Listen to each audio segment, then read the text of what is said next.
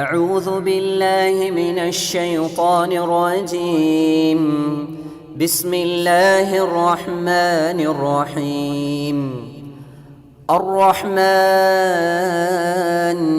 علم القرآن. السلام عليكم ورحمة الله وبركاته.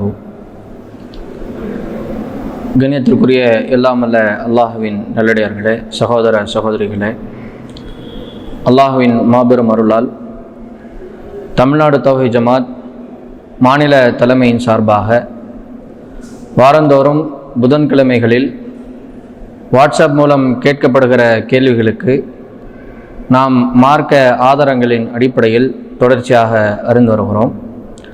அதில் இந்த வார கேள்விகள், கொடிக்கால் பாளையத்திலிருந்து யாக்கூப் என்ற சகோதரர் கேள்வி கேட்டிருக்கிறாங்க. அதாவது, மனநலம் பாதிக்கப்பட்டவர்கள் ஐவேளை தொழுகையிலிருந்து விலக்கி இருக்கிறதா என்கிற கேள்வியை கேட்டிருக்கிறாங்க. பொதுவாக மார்க்க அடிப்படையில் இந்த மனநலம் பாதிக்கப்பட்டவர்களுக்கு, பைத்தியக்காரர்களுக்கு ரசூலுல்லாஹி ஸல்லல்லாஹு அலைஹி வஸல்லம் அவர்கள் நமக்கு ஒரு அறிவுரையை சொல்லியிருக்கிறாங்க. சுனன் அபூதாவுதில் பதிவு செய்யப்பட்டிருக்கிற 3822வது ஹதீஸாக பதிவு செய்யப்பட்டிருக்கிறது. ஆயிஷா ரதியல்லாஹு அன்ஹா அவர்கள் அறிவிக்கிறார்கள், நபிகள் நாயகம் ஸல்லல்லாஹு அலைஹி வஸல்லம் சொன்னார்கள், ருஃபியல் கலமு அன் ஸலாஸ், 3 சாராரை விட்டும் எழுதுகோள்கள் உயர்த்தப்பட்டு விட்டது என்று ரசூலுல்லாஹ் சொல்கிறாங்க. 3 சாரார்களுக்கு அவர்களுக்கு அந்த எழுதுகோள்கள் உயர்த்தப்பட்டு விட்டது. அப்படின்னா நன்மை தீமை பதிவு செய்யப்படுகிற அந்த எழுதுகோள்கள் அவர்களுக்கு எழுதப்படாது. பொதுவாக எல்லா மனிதர்களுக்கும் இறைவன் என்ன செய்திருக்கிறான் என்றால், நன்மையான காரியங்களை செய்யும் பொழுதும் தீமையான காரியங்களை செய்யும் பொழுதும் ஒன்று விடாமல் பதிவு செய்து எழுதக்கூடிய வானவர்களை அல்லாஹ் ஒவ்வொரு மனிதர்களுக்கும் நியமித்திருக்கிறான். அந்த அடிப்படையில் நன்மைகள் தீமைகள் எல்லாவற்றும் எழுதப்படக்கூடிய அந்த எழுதுகோள்கள் 3 சாரார்களுக்கு மட்டும் எழுதப்படவே படாது. அந்த 3 சாரார் யாருன்னா, ரசூலுல்லாஹ் சொல்கிறாங்க, அனின் நாயிமி ஹத்தா யஸ்தைகித, தூங்கி கொண்டிருப்பவர் கண் விழிக்கும் வரைக்கும். இரண்டாவதாக ரசூலுல்லாஹ் சொல்கிறாங்க, வானி சகீரி ஹத்தா யக்பர, பருவ வயதை அடையாத சிறுவன் பருவ வயதை அடைகிற வரைக்கும்.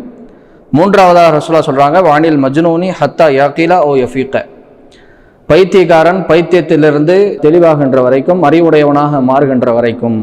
இந்த 3 சாரார்களுக்கு தான் நன்மை தீமை எதுவும் அவர்களுக்கு பதிவு செய்யப்படாது. அவர்களை விட்டும் எழுதுகோள்கள் உயர்த்தப்பட்டு விட்டன. அவர்கள் எதை செய்தாலும் அல்லாஹ் எழுத மாட்டான், அதை பதிவு செய்ய மாட்டான், அதற்குரிய கேள்வி கணக்கே அவர்களுக்கு கிடையாது என்று நபிகள் நாயகம் ஸல்லல்லாஹு அலைஹி வஸல்லம் நமக்கு சொல்கிறார்கள். அந்த அடிப்படையில் இந்த மாதிரி யாரெல்லாம் சில பேர் பிறவியிலேயே பைத்தியக்காரர்களாக இருப்பார்கள், அல்லது சில பேர் மன ரீதியாக அவர்களுக்கு பாதிப்பு ஏற்பட்டு மன ரீதியாக அதை யோசித்து அதன் மூலியமாக மனநல பாதிக்கப்பட்டவர்களாக மாறிவிடுவார்கள், அல்லது சில நேரங்களில் விபத்துகள் ஏற்படுவதன் மூலமாக பைத்தியக்காரர்களாக மாறிவிடுவார்கள், மனநலம் பாதிக்கப்பட்டவர்களாக மாறிவிடுவாங்க. அது மாதிரியாக யாரெல்லாம் இருக்கிறார்களோ அவர்களுக்கு மார்க்க அடிப்படையில் அவர்கள் எதை செய்தாலும், நன்மையான காரியத்தை செய்தாலும் அல்லது தீமையான காரியத்தை செய்தாலும், எதை செய்தாலும் அவர்களுக்கு பதிவு செய்யப்படாது. அது குறித்து அவர்களுக்கு எந்த கேள்வி கணக்கும் கிடையாது. எது வரைக்கும்? அவர்கள் தெளிவடைகிற வரைக்கும். அதையும் ரசூலுல்லாஹ் சொல்லிட்டாங்க. இந்த பைத்தியக்காரர்களுக்கு, மனநலம் பாதிக்கப்பட்டவர்களுக்கு எதுவுமே எழுதப்படாது, எழுதுகோள்கள் உயர்த்தப்பட்டு விட்டன. எது வரைக்கும் அவர்களுக்கு எழுதப்படாது அப்படின்னா, தெளிவாகின்ற வரைக்கும். மருத்துவம்லாம் பார்த்து சிகிச்சையெல்லாம் செய்து அதற்கு பிறகு அவர்கள் தெளிவாகி விட்டார்கள், அறிவாளிகளாக மாறிவிட்டார்கள், சிகிச்சையின் அடிப்படையில் அவர்கள் நல்லவர்களாக மாறிவிட்டார்கள், எது சரி எது தவறு, எது கடமை எது உபரி என்ற அந்த மாதிரியான தெளிவாக ஆகின்ற வரைக்கும் அவர்களுக்கு நன்மை தீமை எதுவும் பதிவு செய்யப்படாது. எனவே இந்த தொழுகையின் மட்டும் இல்லை, சகோதரர் கேட்டிருக்கிற கேள்வியின் அடிப்படையில் தொழுகை அவர்களுக்கு விதிவிலக்கு இருக்கிறதா அப்படின்னு கேட்கிறாங்க. தொழுகை மட்டுமல்ல, மார்க்கம் கற்றுத்தந்த, மார்க்கம் விதித்திருக்கிற எந்த கடமையான வணக்கமாக மார்க்கம் விதித்திருக்கிற எந்த கடமையாக இருந்தாலும், தொழுகையாக இருந்தாலும் சரி, நோன்பாக இருந்தாலும் சரி, ஹஜ்ஜாக இருந்தாலும் சரி, இது போன்ற எந்த மார்க்கம் விதித்திருக்கிற எந்த கடமையாக இருந்தாலும் அவர்கள் செய்யாவிட்டாலும் அவர்களுக்கு அல்லாஹ் ரப்பல் ஆலமீன் கேள்வி கேட்க மாட்டான். அது குறித்து விசாரணையே கிடையாது என்பதைத்தான் இந்த ஹதீஸின் மூலமாக நம்ம தெளிவாக விளங்கிக் கொள்ள முடிகிறது. எனவே இந்த ஹதீஸின் அடிப்படையில் மனநலம் பாதிக்கப்பட்டவர்களுக்கு, பைத்தியக்காரர்களுக்கு மார்க்க ரீதியாக அவர்களுக்கு எந்த கடமையை குறித்து கேள்வி கேட்கப்படாது, அது குறித்து விசாரணை கிடையாது. எனவே அவர்களுக்கு எந்த கடமையும் நிறைவேற்ற வேண்டியதில்லை என்பதை நம்ம இந்த கேள்விக்குரிய பதிலாக சொல்லிக் கொள்கிறோம். அதுக்கு அடுத்ததாக திருவாரூரிலிருந்து அனஸ் என்கிற சகோதரர் கேட்டிருக்கிறாங்க. ஜனாசாவை குளிப்பாட்டி கஃனிட்ட பிறகு பெண்கள் தொடக்கூடாது என்று கூறுவது சரியா? பொதுவாக ஜனாசாவை குறித்து அந்த ஜனாசாவை எப்படி குளிப்பாட்ட வேண்டும், எப்படி கஃனிட வேண்டும், எப்படி அடக்கம் செய்ய வேண்டும்ங்கிற எல்லா விதமான வழிகாட்டுதல்களையும் ரசூலுல்லாஹி ஸல்லல்லாஹு அலைஹி வஸல்லம் அவர்கள் நமக்கு தெளிவாக சொல்லி தந்திருக்கிறார்கள். அப்படி இருக்கும் பொழுது ஒரு செயலை, ஒரு காரியத்தை செய்யக்கூடாது என்று நம்ம தடை விதிப்பதாக இருந்தால் அதற்கு தெளிவான முறையில் ஹதீஸ் ஆதாரம் இருக்க வேண்டும். ரசூலுல்லாஹ் இதை சொல்லியிருக்கிறாங்க, தொடக்கூடாதுன்னு சொல்லியிருக்கிறாங்க என்பதற்கு தெளிவாக எடுத்துரைக்கக்கூடிய, அதை காண்பிக்கக்கூடிய ஹதீஸ் இருந்தால், ஆதாரங்கள் இருந்தால் அந்த அடிப்படையில் செய்யக்கூடாது என்று நம்ம சொல்லலாம். ஆனால் இந்த பெண்கள் பொறுத்த வரைக்கும் அவர்கள் ஜனாசாவை குளிப்பாட்டி கஃனிட்ட பிறகு பெண்கள் தொடக்கூடாது அப்படின்னு சொல்வதாக இருந்தால் அதுக்கு ஆதாரம் வேண்டும். ஆனால் எந்த நம்ம தேடிய வகையில், பார்த்த வகையில் அதை தடை விதிக்கக்கூடிய, தொடக்கூடாது என்று சொல்லக்கூடிய வகையில் எந்த விதமான ஆதாரமும் கிடையாது என்பதை நம்ம அடிப்படையாக புரிந்து கொள்ள வேண்டும். இன்னும் அந்த பெண்கள் தொடக்கூடாது என்று சொல்வதற்கு என்ன வாய்ப்புகள் இருக்கிறது என்றால், பெண்கள் பொறுத்த வரைக்கும் மாதவிடாய் ஏற்படும், மாதவிலக்கு ஏற்படும்.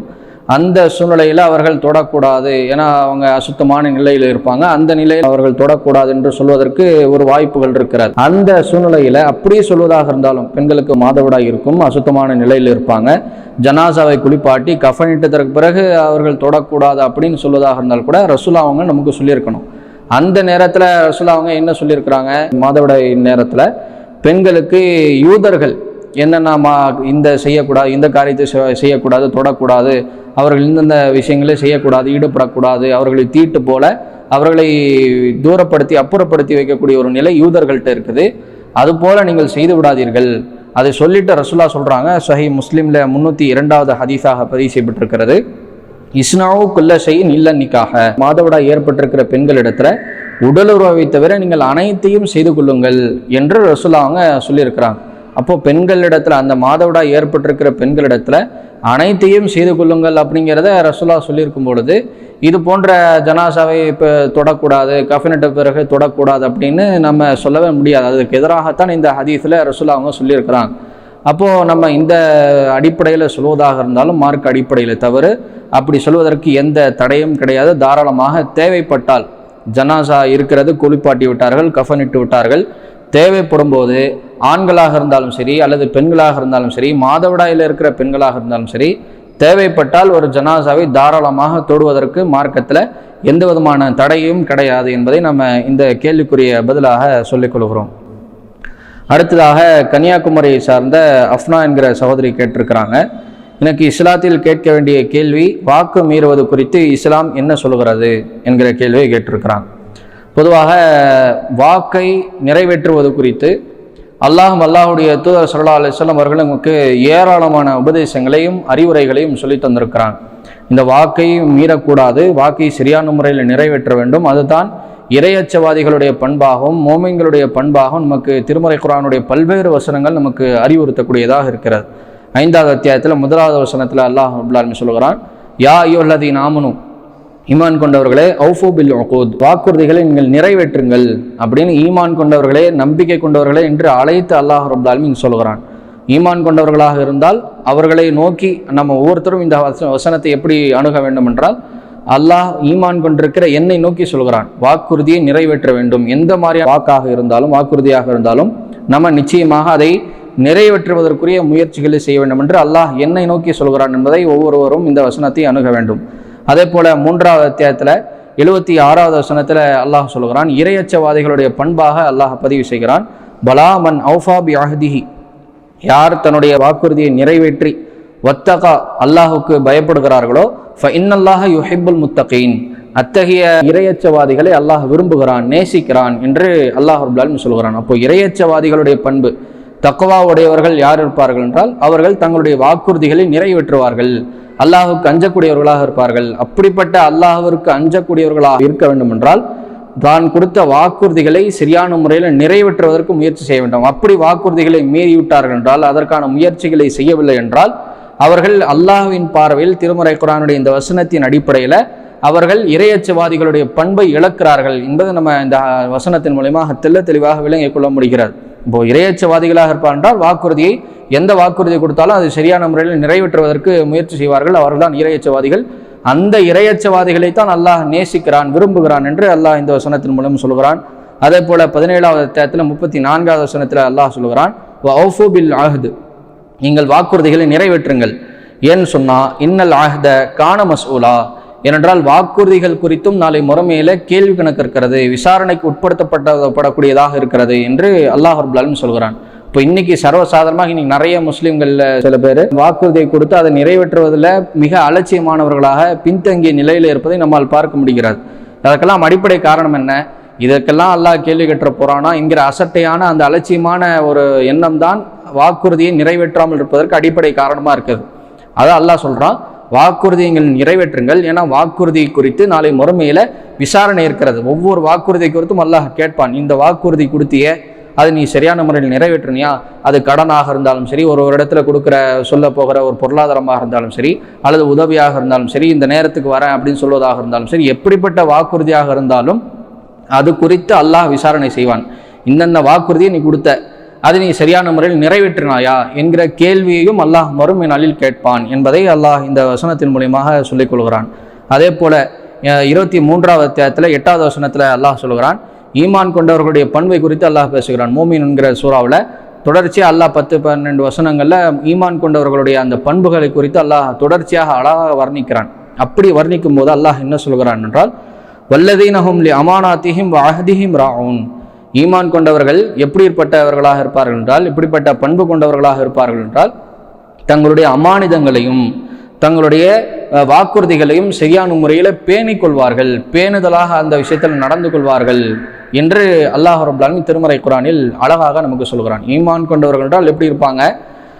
பொறுப்பை நிறைவேற்றுவார்கள், அமானிதங்களை பேணிக்கொள்வார்கள், அந்த வாக்குறுதிகளையும் பேணிக்கொள்வார்கள் என்று அல்லாஹ் சொல்கிறான். பொதுவாக இந்த விஷயத்தை நம்ம எப்படி அணுகணும்னா, வாக்குறுதியை நிறைவேற்றுவது ஒரு விதம், அந்த வார்த்தையும் இருக்கிறது. ஆனால் அல்லாஹ் இந்த வசனத்தில் அப்படி சொல்லவில்லை. வாக்குறுதியை நிறைவேற்றுவார்கள், ஈமான் கொண்டவர்கள் வாக்குறுதியை சரியான முறையில் நிறைவேற்றிடுவாங்க அப்படின்னு சொல்லலை. எப்படி அல்லாஹ் சொல்கிறான்? பேணுதலாக இருப்பார்கள், கரெக்டான முறையில் பேணிக்கொள்வார்கள் என்று அல்லாஹ் சொல்கிறான். உதாரணத்துக்கு, நான் ஒருத்தர்கிட்ட கடன் வாங்கியிருக்கிறோம், நான் 10ஆம் தேதி வரைக்கும் கொடுத்துட்றேன் அப்படின்னு நம்ம கடன் வாங்கியிருக்கிறோம் அப்படின்னா, 10ஆம் தேதிக்கு கொடுத்துட்டார் அப்படின்னா அது நிறைவேற்றுவதற்கு வெளிப்பாடாக இருக்கும், நிறைவேற்றிட்டாங்க அப்படின்னு கருதப்படும். ஆனால் ஈமான் கொண்டவர்கள் எப்படி இருப்பாங்க?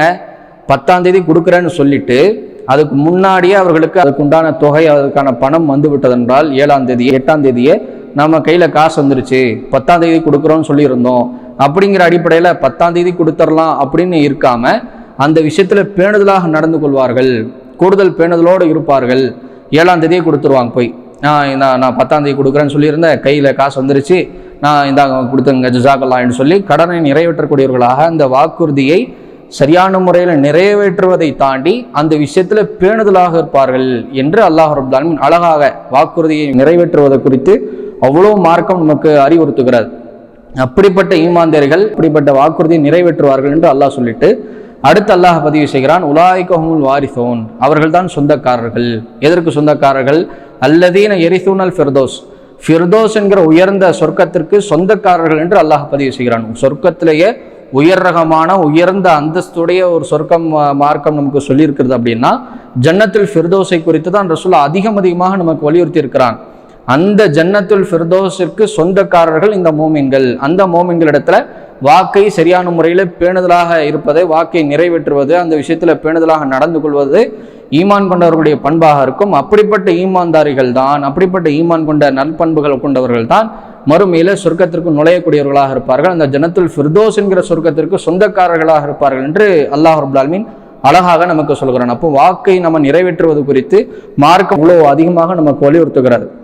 அதே நேரத்தில் வாக்கை நிறைவேற்றுவது, வாக்கு விஷயத்தில் பேணுதலாக இருப்பது குறித்து நம்ம மார்க்கம் எப்படி சொல்லியிருக்கிறதோ அதே போல வாக்கை மீறுவது என்பது எத்தகைய ஒரு பண்பு, யாருடைய பண்பாக இருக்கும் என்று அல்லாஹ்வுடைய தூதர் சொல்லும்போது சஹீஹ் புகாரில 33வது ஹதீஸாக பதிவு செய்யப்பட்டிருக்கிறது. ஆயத்துல் முனாஃபிகி ஸலாஸ், நயவஞ்சகர்களுடைய அடையாளம் 3 என்று சொல்லிட்டு ரசூலுல்லாஹ் சொல்றாங்க. இதா ஹத்தஸ கதப, அவன் பேசினால் பொய் பேசுவான். வைதா வஅத அஹ்லஃப, வாக்குறுதியை கொடுத்தால் அதுக்கு மாறு செய்வான். இதா துமின கான, ஒரு விஷயம் குறித்து அமானிதமாக அவன் இடத்துல கொடுக்கப்பட்டால் அந்த விஷயத்துல கூட அவன் மோசடி செய்வான். அத்தகைய ஒரு மோசமான பண்புகள் கொண்டவன் தான், இந்த 3 அடையாளங்களை கொண்டவன் தான் முனாஃபிகள் இருப்பார்கள் என்று அல்லாஹ்வுடைய தூதர் ஸல்லல்லாஹு அலைஹி வஸல்லம் நமக்கு சொல்றாங்க. அப்போ யோசிச்சு பாருங்க, வாக்கை நம்ம கொடுத்து விட்டோம், 10 மணிக்கு வரேன் அல்லது 9:30 மணிக்கு வரேன் அப்படின்னு சொல்லிட்டோம் அப்படின்னா அந்த நேரத்தை தாண்டி நம்ம அந்த வாக்கை மீறி நடக்கும் பொழுது அது யாருடைய பண்பை நம்ம வாழ்க்கையில செயல்பட்டிருக்கிறோம்? ரசூலுல்லாஹ் சொல்லியிருக்கிற இந்த ஹதீஸின் அடிப்படையில் முனாஃபிகளுடைய பண்பு நம்மிடத்துல வந்துருச்சு, முனாஃபிகளுடைய காரியம் நம்ம செஞ்சிருக்கிறோம் என்பதற்குரிய ஒரு அடையாளமாக இருக்கிறது. அது குறித்து நம்ம எச்சரிக்கையாக இருக்கணும். அப்போ நயவஞ்சகர்களுடைய அடையாளமாகத்தான் வாக்கை மீறுவதாக இருக்கிறது என்று ரசூலுல்லாஹ் நமக்கு சொல்றாங்க. அந்த அடிப்படையில் இது போன்ற பல்வேறு உபதேசங்கள், பல்வேறு எச்சரிக்கைகள் வாக்கை மீறக்கூடாது என்பது குறித்து, வாக்கை நிறைவேற்றினால் இவ்வளவு நன்மை என்றும், வாக்கை மீறுவது இத்தகைய நயவஞ்சகர்களுடைய அடையாளம் என்று ரசூலுல்லாஹ் நமக்கு சொல்லியிருக்கிறாங்க. அந்த அடிப்படையில் இந்த கேள்விக்குரிய பதிலாக சொல்லிக் கொள்கிறோம். அடுத்ததாக, நபி ஸல்லல்லாஹு அலைஹி வஸல்லம் அவர்கள் ஒருவர் உது செய்துவிட்டு 2 ரக்காத்துகள் தொழுதால் அவர் முன் செய்த பாவங்கள் மன்னிக்கப்படும் என்று சொல்லியிருக்கிறார்கள். அது பள்ளியில் தொழுதால்தான் அந்த நன்மையா, பெண்களாக இருக்கும் பட்சத்தில் வீட்டில் தொழுதாலும் அந்த நன்மை கிடைக்குமா என்ற கேள்வி கேட்டிருக்கிறாங்க. பொதுவாக உது செய்ததற்கு பிறகு 2 ரக்காத்துகளை தொழுது குறித்து, அதனுடைய சிறப்புகள் குறித்து ஏராளமாக நபி ஸல்லல்லாஹு அலைஹி வஸல்லம் அவர்கள் நமக்கு சொல்லி தந்திருக்கிறாங்க. அந்த அடிப்படையில் ரசூலுல்லாஹ் அவங்க சொல்லக்கூடிய ஹதீஸு சஹீஹ் புகாரியில் 159வது ஹதீஸாக பதிவு செய்யப்பட்டிருக்கிறது. அதில் ரசூலுல்லாஹ் அவர்கள் செய்யக்கூடிய அந்த உதுவுனுடைய செய்முறைகள் எல்லாம் சொல்லப்பட்டதற்கு பிறகு இறுதியாக சொல்கிறாங்க, மன் தவவ்வஅ நஹ்வ உதுஇ ஹாதா, நான் இப்பொழுது செய்த இந்த உதுவை போல யார் சரியாக அதே அடிப்படையில் யார் செய்கிறார்களோ, தும்ம ஸல்லா ரக்அத்தைனி, பிறகு 2 ரக்காத்துகளை யார் தொழுகிறார்களோ, லா யுஹத்திஸு ஃபீஹிமா நஃப்ஸஹு, அந்த 2க்கும் மத்தியில் தன்னுடைய உள்ளத்தில் எந்த விதமான சிந்தனைகளுக்கும் இடம் கொடுக்காமல் யார் அந்த 2 ரக்காத்துகளை தொழுகிறார்களோ, குஃபிர லஹு மா தகத்தம மின் தம்பிஹி, அவருடைய முன் பாவங்கள்லாம் மன்னிக்கப்படும் என்று நபிகள் நாயகம் ஸல்லல்லாஹு அலைஹி வஸல்லம் அவர்கள் சொல்லியிருக்கிறாங்க.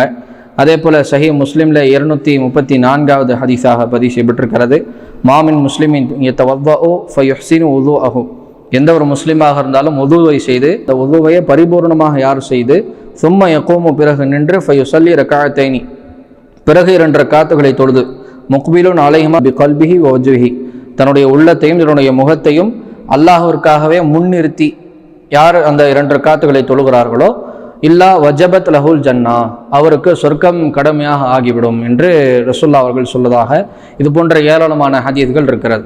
இப்போ இந்த சகோதரர் கேட்டிருக்கிற கேள்வியின் அடிப்படையில் இந்த தஹியத்துல் உது செய்த பிறகு தொழ வேண்டிய 2 ரக்காத்துகள் குறித்து சகோதரர் என்ன கேள்வி கேட்டிருக்கிறாங்க அப்படின்னா, அது பள்ளிவாசலில் தான் நிறைவேற்ற வேண்டுமா அப்படிங்கிற கேள்வி கேட்டிருக்கிறாங்க. இப்போ பள்ளிவாசலில் நிறைவேற்ற வேண்டும் என்று சொல்வதாக இருந்தால் ரசூலுல்லாஹ் அவங்க அதற்குரிய நிபந்தனையாக சொல்லியிருக்கணும். ஆனால் அதற்குரிய நிபந்தனையாக ரசூலுல்லாஹ் அவர்கள் சொல்லவே இல்லை. அது எங்கே நிறைவேற்றினாலும் சரி, அது பள்ளிவாசலில் நிறைவேற்றினாலும் சரி, அல்லது வீட்டில் நிறைவேற்றினாலும் சரி, அல்லது வெளியிடங்களில் நாம் நிறைவேற்றினாலும் சரி, உது செய்த பிறகு 2 ரக்காத்துகளை தொழ வேண்டும். அதற்குரிய நிபந்தனையாக எந்த ஒரு சிந்தனைக்கும் நம்ம இடம் கொடுக்கக்கூடாது, எந்த விதமான தேவையில்லாத எண்ணங்களுக்கும் இடம் கொடுக்கக்கூடாது. அல்லாஹ்விற்காக உள்ளத்தில் பரிசுத்தமான எண்ணத்தோட நான் 2 ரக்காத்துகளை உது செய்த பிறகு தொழுகிறேன் அப்படிங்கிற எண்ணத்திற்கு தான், அந்த எண்ணத்தை தான் ரசூலுல்லாஹ் நிபந்தனையாக சொல்கிறாங்க. அப்போ பள்ளிவாசலில் தொழுதால் தான் அதற்கு சிறப்பான நன்மை இருக்கும் அப்படின்னு சொல்வதாக இருந்தால் ரசூலுல்லாஹ் அவங்க சேர்த்து சொல்லியிருக்கணும். 2 ரக்காத்து தொழுவதாக இருந்தால் உது செய்த பிறகு பள்ளிவாசலில் தொழ வேண்டும். பள்ளிவாசலில் யார் 2 ரக்காத்து உது செய்த பிறகு தொழுகிறார்களோ அவர்களுக்கு முன்பாவங்கள் மன்னிக்கப்படும் அல்லது சொர்க்கம் கடமையாகும் அப்படின்னு ரசூலுல்லாஹ் சொல்லியிருக்கணும். ஆனால் எந்த ஹதீஸிலும் ரசூலுல்லாஹ் அவர்கள் பள்ளிவாசலில் தொழுவதுதான் சிறப்பு, பள்ளிவாசலில் தொழுதால் அதிக நன்மை என்ற அடிப்படையில் ரசூலுல்லாஹ் அவர்கள் சொல்லவே இல்லை. ஆகையால் அந்த பள்ளிவாசலில் தொழ வேண்டும் என்பது நிபந்தனை கிடையாது. பள்ளிவாசலில் தொழுதாலும் அதே நன்மை கிடைக்கும், வீட்டில் தொழுதாலும் அதே நன்மை கிடைக்கும், அல்லது வெளியிடங்களில் எங்கே தொழுதாலும் அதே நன்மை தான் கிடைக்கும். அதே நேரத்தில் சகோதரன் ஒரு கூடுதல் கேள்வி என்ன கேட்டிருக்கிறாங்க அப்படின்னா, பெண்களாக இருக்கும் பட்சத்தில் வீட்டில் தொழுதால் அதே நன்மை சமமான நன்மை கிடைக்குமா அப்படின்னு கேட்டிருக்கிறாங்க. தாராளமாக பெண்களாக இருந்தாலும் இதே உது செய்த பிறகு தொழக்கூடிய 2 ரக்காத்து தொழுகையை இந்த ரசூலுல்லாஹ் சொல்லியிருக்கிற அந்த முறையின் அடிப்படையில் உதுவை செய்ய வேண்டும். உள்ளத்தில் எந்த விதமான தேவையில்லாத எண்ணங்களை கொள்ளாமல் சரியான முறையில் அந்த அல்லாஹ்விற்காக, அல்லாஹ்வுடைய கூலிக்காக, சொர்க்கத்திற்காக அப்படிங்கிற அந்த தூய எண்ணத்தோடு நம்ம தொழுதால், அது ஆண்களாக இருந்தாலும் சரி, பெண்களாக இருந்தாலும் சரி, பள்ளிவாசலில் நிறைவேற்றினாலும் சரி, வீட்டில் நிறைவேற்றினாலும் சரி, வெளியிடங்களில் நிறைவேற்றினாலும் சரி, நம்ம தாராளமாக அந்த உது செய்த பிறகு 2 ரக்காத்துகளை தொழுதால் உரிய நன்மையை, சமமான கூலியை அல்லாஹ் ரப்பல் ஆலமீன் யாராக இருந்தாலும் கொடுப்பான் என்பதைத்தான் நம்ம இந்த அடிப்படையை நம்ம புரிந்து கொள்ள வேண்டும். இதை இந்த கேள்விக்குரிய பதிலாக சொல்லிக் கொள்கிறோம். அடுத்த கேள்வி, பெண்கள் ஜும்மா தொழுகைக்கு பள்ளிக்கு செல்கிறார்கள். ஆனால் பள்ளிக்கு செல்ல முடியாத சூழ்நிலையில் வீட்டில் தொழும்போது எப்படி தொழ வேண்டும்? பள்ளியில் தொழுவது போல்தான் தொழ வேண்டுமா, இல்லை வேறு சில வழியா? அதற்கான விளக்கம் தரவும் என்ற கேள்வி கேட்டிருக்கிறாங்க. பொதுவாக ஜும்மா தொழுகையை பொறுத்திருக்கும் ரசூலுல்லாஹ் அவங்க ஏராளமான வழிமுறைகளை நமக்கு சொல்லி தந்திருக்கிறாங்க. குறிப்பாக பெண்களை பொறுத்த வரைக்கும் நம்ம ஒரு அடிப்படையை புரிந்து கொள்ள வேண்டும். பெண்களுக்கு முதல்ல ஜும்மா தொழுகை கடமையே கிடையாது என்பதை நம்ம அடிப்படையாக விளங்கி கொள்ள வேண்டும். அதை ரசூலுல்லாஹ் அவங்க சொல்லக்கூடிய ஹதீஸு சுனன் அபூ தாவூதுல 1067வது ஹதீஸாக பதிவு செய்யப்பட்டிருக்கிறது. ரசூலுல்லாஹ் அவங்க சொல்றாங்க, அல் ஜும்ஆத்து ஹக்குன் வாஜிபுன் அலா குல்லி முஸ்லிமின் ஃபி ஜமாஅத்தின். ஒவ்வொரு முஸ்லிமான மனிதருக்கும், முஸ்லிமான ஆண்களுக்கும் ஜமாஅத்தோடு ஜும்மா தொழுகை நிறைவேற்றுவது கட்டாய கடமை என்று ரசூலுல்லாஹ் சொல்லிட்டு அடுத்ததாக சொல்றாங்க, இல்லா அர்பஅத்தன், 4 சாராரை தவிர. அந்த 4 சாராரில் முதலாவது யாரு? அபுதுன் மம்லூக்குன், அடிமையாக இருக்கிறவர். இரண்டாவதாக சொல்றாங்க அவ் இம்ராத்துன். மூன்றாவதாக அவ் சபியுன், பருவமடையாத சிறுவன். அவ் மரீதுன், அல்லது நோயாளி. இந்த 4 சாரார்களுக்கு ஜும்மா தொழுகை என்பது கடமையே கிடையாது என்று ரசூலுல்லாஹ் சொல்றாங்க. அதில் ரசூலுல்லாஹ் 2வது சாரார் யார் சொல்றாங்க? பெண்களைத்தான் சொல்றாங்க. இப்போ பெண்களுக்கு ஜும்மா தொழுகை என்பது கடமையே கிடையாது. அது குறித்து அவங்களுக்கு கேள்வியே கிடையாது. அவர்கள் விரும்பினால், விருப்பப்பட்டால் தூய்மையான நிலையில் பள்ளிவாசலுக்கு வர வேண்டும், அந்த நன்மையை சம்பாதிக்க வேண்டும் என்கிற எண்ணத்தில் பள்ளிவாசலுக்கு நிறைவேற்றினால் அதற்குரிய சமமான சரியான கூலி அவர்களுக்கு கிடைக்கும். ஆனால் அவர்கள் வரவில்லை என்றால் அவர்களுக்கு குறித்து கேள்வியே கிடையாது. இதை நம்ம அடிப்படையாக புரிந்து கொள்ள வேண்டும். அதே நேரத்தில் வீட்டில் தொழுவதாக இருந்தால் எப்படி தொழணும் அப்படின்னு கேட்டிருக்கிறாங்க. வீட்டில் தொழுவதாக இருந்தால் லுஹர் தொழுகையாக 4 ரக்காத்துகளைத்தான் தொழ வேண்டும். ஏன்னு சொன்னால் லுஹர் தொழுகைக்கு பகரமாகத்தான் ஜும்மா தொழுகை. ஜும்மா தொழுகை நிறைவேற்றிவிட்டால் லுஹர் தொழுகையை தொழ வேண்டியதில்லை. லுஹர் தொழுகை தொழவிட்டால் ஜும்மா தொழுகை தொழ வேண்டியதில்லை. இதற்கு பகரமாகத்தான் இது மார்க்கம் நமக்கு சொல்லி தந்திருக்கிறது. அந்த அடிப்படையில் நோயாளியாக, பெண்கள் மட்டும் இல்லை, நோயாளியாகவே இருந்தாலும் பள்ளிவாசலுக்கு போக முடியாத, ஜும்மா தொழுகை நிறைவேற்ற முடியாத அந்த சூழலை இருப்பார்கள் என்றால் வீட்டிலேயே அவர்கள் தாராளமாக, நோயாளிகளாக இருக்கக்கூடியவர்கள் வீட்டிலேயே தொழுது கொள்ளலாம். அவர்கள் தொழும்போது ஜும்மா தொழுகை மாதிரி 2 ரக்காத் தொழக்கூடாது. லுஹர் தொழுகை மாதிரி 4 ரக்காத்துகளை தொழ வேண்டும். அதுதான் ரசூலுல்லாஹ் அவங்க சொல்றாங்க. அது போல தான் பெண்களும் வீட்டில் அவங்க தொழுவதாக இருந்தால், போக முடியாத ஒரு சூழ்நிலை ஏற்படும் போது வீட்டில் அவர்கள் லுஹர் தொழுகையை தான் நிறைவேற்ற வேண்டும். அவர்கள் ஜும்மா தொழுகை மாதிரி 2 ரக்காத் தொழக்கூடாது என்பது நம்ம இந்த கேள்விக்குரிய பதிலாக சொல்லிக் கொள்கிறோம். இன்ஷா அல்லாஹ் அடுத்தடுத்த கேள்விகளுக்கான பதிலை அடுத்த வாரங்களில் அறிந்து கொள்வோம். அஸ்ஸலாமு அலைக்கும் வரஹ்மத்துல்லாஹி வபரகாத்துஹு. இஸ்லாம் மற்றும் சமுதாய செய்திகளை அறிந்து கொள்ள தமிழ்நாடு தௌஹீத் ஜமாஅத் யூடியூப் பக்கத்தை உடனடியாக சப்ஸ்கிரைப் செய்து கொள்ளுங்கள். மேலும் பெல் பட்டனையும் கிளிக் செய்து கொள்ளுங்கள்.